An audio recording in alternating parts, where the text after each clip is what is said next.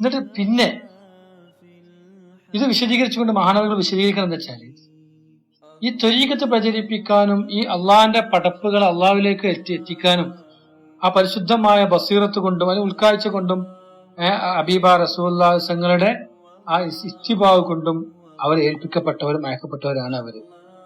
ഇങ്ങനെ മനസ്സിലായ ഒരാൾക്ക് ഇങ്ങനെ ഇസ്സത്തോടുകൂടി ഇതിനെ ഏൽപ്പിക്കപ്പെട്ട് ഇതിന്റെ കഴിവും ഇതിന്റെ പ്രാപ്തിയും അതിന്റെ എല്ലാ വശങ്ങളും ഏൽപ്പിക്കപ്പെട്ട് അതിന്റെ എല്ലാ അർഹമായ സ്ഥാനങ്ങളും കിട്ടി അനുമതിക്ക് കിട്ടിയ ഒരു മുറബിയായ ശേഖനെ സംബന്ധിച്ചിടത്തോളം മറഞ്ഞിരിക്കൽ യഹ്റമു അലൈഹീന ഹറാമാണ് എന്ന പ്രമാണം.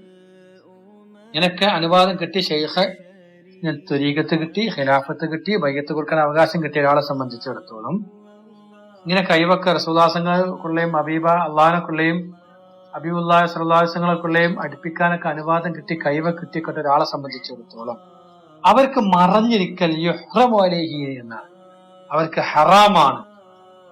നോക്കണം, അവർക്കത് മറച്ചു വെക്കല് ഹറാമായ കാര്യമാണ് എന്ന്.